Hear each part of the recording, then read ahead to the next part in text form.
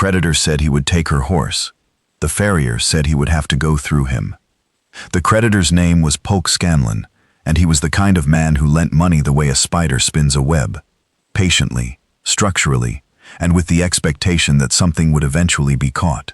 He arrived at the Tillman farm on a Wednesday afternoon in September of 1892, with a document in his hand and 2 hired men on horseback behind him, and the expression of a man who enjoys the exercise of power the way some men enjoy whiskey, not for the taste, but for the feeling it produces, which is the warm feeling of being larger than the situation requires. The document was a promissory note, signed 18 months earlier by Willa Tillman's late husband, Grayson, who had borrowed $40 from Scanlon at 12% interest, a rate that was legal, but that sat at the upper boundary of legal, the way a man sits at the edge of a cliff, technically stable, but one gust from falling, to buy seed for the spring planting, and who had died of pneumonia the following winter, a hard death in a hard season, before the planting could produce the income that would have repaid the debt. The seed had gone into the ground. The crop had come up, but Grayson had not been there to harvest it, and Willa had harvested what she could alone, which was not enough, and the not enough had compounded into the debt that Scanlon was now collecting, with the enthusiasm of a man who has been waiting for this moment.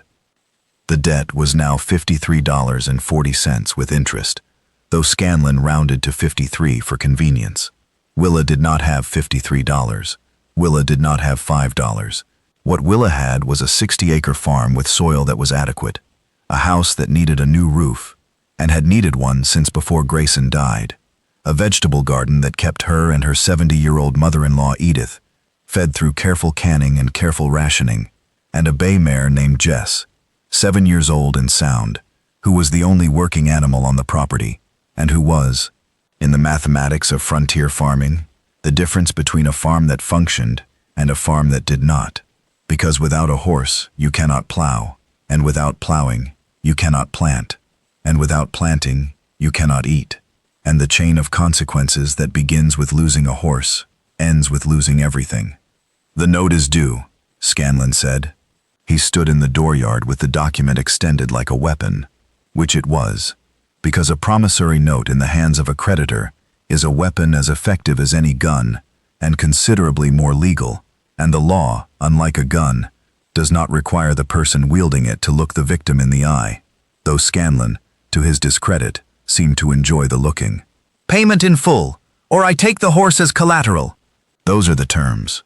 "The terms do not say you can take the horse," Willa said. She was standing on the porch, 28 years old, with her mother-in-law Edith behind her, in the doorway, and her hands at her sides, and the particular hard-won stillness of a woman who is frightened, and who has decided that the fear will not be the thing that determines what she does next. She had read the note. She had read it many times since Grayson died, sitting at the kitchen table in the evenings with a lamp, and the particular concentration of a woman looking for a crack in a wall that has no cracks, trying to find in its language a way out that did not exist. Because promissory notes are written by creditors, and the language of creditors does not include exits for debtors. The terms say I may seize assets of equivalent value in the event of default. The horse is an asset. You are in default. The arithmetic is simple. The horse is my only means of working the farm. Without the horse I cannot farm. Without the farm I cannot pay. Taking the horse guarantees that the debt will never be repaid. That is not my concern. My concern is the $53. Pay it, or I take the horse. I will return tomorrow morning with the sheriff if necessary. Scanlon left. He left with the 2 men on horseback following like shadows with hats, and the dust they raised on the road hung in the afternoon light and settled on the yard and on the porch rail and on Willa's dress and on Willa herself, who stood watching them go, with the expression of a woman who is calculating options and finding that the number of options available to her is approaching 0. The farrier's shop was a quarter-mile down the dusty road, at the edge of the town of Moss Creek, Tennessee. The farrier's name was Sullivan Brand, and he had been shoeing horses and mending ironwork in Moss Creek for 7 years. And in those 7 years he had shod Jess 4 times a year, every year. And he knew the mare the way a farrier knows the horses he tends, by the shape of the hoof and the temperament of the animal, and the relationship between the two, which in Jess's case was a well-shaped hoof, narrow at the heel and wide at the toe, on a patient and intelligent horse, the kind of horse that stands still for the work and that trusts the hands doing it. Sullivan had heard the conversation from inside his shop, where he was fitting a shoe to a draft horse's front hoof, not because he had been listening, but because the Tillman farm was a quarter-mile from his shop, and because Scanlon's voice carried the way the voices of bullies carry, far and without nuance, designed to be heard by more people than the person being addressed. A voice that turned private business into public spectacle, because the spectacle was part of the point. Sullivan had heard the terms and the threat, and Willa's response, which had been correct and calm and insufficient, because correctness and calmness are not sufficient defenses against a man with a legal document and 2 riders, and the sheriff on his side. Sullivan was 33, unmarried, and built the way Farriers are built, heavy through the shoulders and the forearms, with hands that were blackened permanently from the forge, and that could bend iron, and that could also, when the occasion required, be gentle with a skittish colt, or a frightened mare, or a nail that needed to be set, just so to avoid the quick. He was not a man who sought conflict or attention or credit for the things he did. He was a man who sought precision, the precise angle of a shoe, the precise temperature of the forge, the precise number of hammer strikes required to shape a piece of iron into the thing it needed to be. But precision, in Sullivan Brand's understanding, was not limited to iron. Precision also applied to questions of right and wrong, and Scanlon taking Willa Tillman's only horse was precisely wrong, and the wrongness of it required a precise and deliberate response. He went to see Willa that evening. He walked the quarter-mile from his shop to her farm and stood at the porch and removed his hat, because he was a man who removed his hat when speaking to a woman, which was not a performance of manners, but a genuine and habitual expression of respect. And the respect was genuine, because Sullivan Brand had watched Willa Tillman run that farm alone for 9 months, since Grayson died, and the running had been a thing that required more strength than most men possessed, and that Willa possessed in a form that was quiet and constant, and invisible to people who were not paying attention, which was most people, because most people do not pay attention to widows who are managing alone, and the not paying attention is a kind of abandonment that the people doing it do not recognize as such. "I heard Scanlon," he said. "Everyone heard Scanlon. Scanlon intends to be heard. How much is the debt?" $53. "I do not have it. I will not have it. The farm produces enough to eat, but not enough to pay, and without Jess, the farm will not produce enough to eat. I have $30 saved. I can give you $30. Willa looked at Sullivan Brand. She looked at him the way a person looks at an offer that is both generous and confusing. Generous because $30 is a significant sum for a farrier, and confusing because generosity of this magnitude from a man she knows primarily as the person who shoes her horse every 3 months is unexpected and unsettling, and the unexpected, in Willa's experience, usually comes with conditions. "Why?" she asked. "Because Scanlon is wrong. The note says, assets of equivalent value. Jess is worth more than $53. A bay mare in good health, well shod, trained to plow. She is worth $80 at minimum. Scanlon knows this. He intends to take an $80 horse for a $53 debt and sell the difference as profit, and that is not debt collection. That is theft with a legal document. The sheriff will not see it that way. The sheriff will see it however the law requires him to see it. And the law, if properly cited, requires him to see that seizing an asset worth more than the debt, without offering the debtor the difference, is not lawful seizure, but conversion, which is a tort, which is something Scanlon will not want a judge to hear about, because judges have opinions about creditors who use the law as a tool for enrichment. Willa looked at Sullivan with an expression that was recalculating everything she knew about the farrier who shoed her horse, which until this moment had been limited to the fact that he was competent and punctual and gentle with the mare.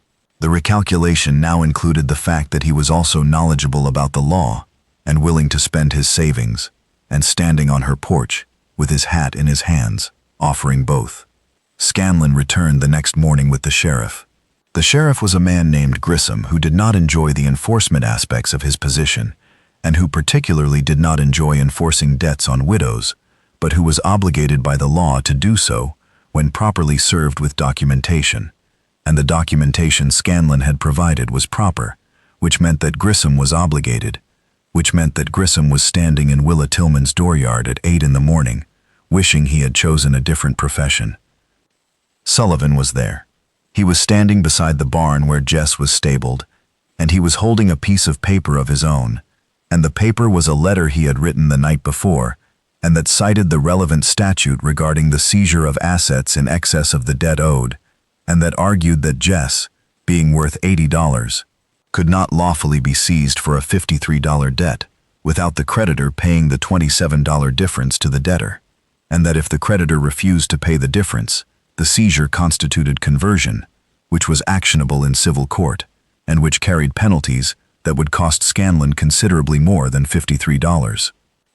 "Mr. Brand," Scanlon said, "this is not your affair. It is my affair, as a citizen of this county, and as a man who knows the law, and as the farrier who has maintained this horse for 7 years, and who can testify to her value, which is $80, which is more than you are owed." Sheriff Grissom read Sullivan's letter. He read it carefully, moving his lips slightly the way men do when they are reading something they want to understand fully, standing in the dooryard with the morning sun on his badge, and the expression of a man who is discovering that the simple task he was sent to perform is not simple. He read it twice. He looked at Scanlon. "He has a point, Polk. You cannot take an $80 horse for a $53 debt without accounting for the difference. That is the statute.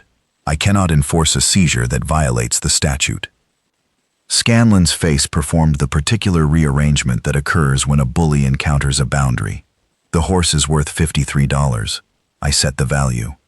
"The creditor does not set the value," Sullivan said. "The market sets the value. I can produce 3 ranchers who will testify that a bay mare of this quality, age, and training is worth $80. You can set whatever value you like, but the court will accept the market value, not yours, and the market does not care about your opinion of what a horse is worth." The standoff lasted 10 minutes. 10 minutes of Scanlon calculating whether the fight was worth the cost, and Sullivan standing beside the barn with his letter and his knowledge and the particular immovability of a man who bends iron for a living and who understands that some things should not bend. Scanlon looked at the sheriff. The sheriff looked at his boots. The morning was quiet except for a rooster somewhere behind the barn, and the sound of Jess shifting in her stall, the sound of a horse who did not know that her future had just been decided by a farrier with a letter and a knowledge of property law that no one had expected him to possess. Scanlon left. He left with the horse still in the barn and the debt still unpaid, and the understanding that the debt would need to be collected through means that did not involve taking a widow's only horse, means that would be considerably slower and less profitable, and that would require him to behave like a creditor rather than a thief. Sullivan paid the $30 the following week. Willa paid the remaining $23 over the next 6 months, in careful monthly installments that Scanlon accepted grudgingly because the alternative was a courtroom where Sullivan Brand's letter would be entered as evidence, and where the word conversion would be spoken by a judge. Sullivan continued shoeing Jess every 12 weeks, arriving at the farm in the morning with his tools in a leather bag and his forge portable in the back of a handcart.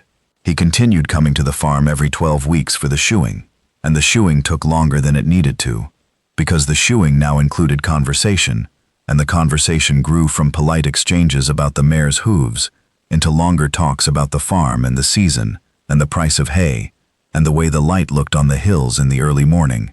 And the conversations included coffee on the porch afterward, and the coffee included the particular silence of 2 people who are sitting together and who do not need to fill the silence, because the silence is comfortable, and comfortable silence, shared between 2 people who trust each other, is rarer and more valuable than most conversations will ever be.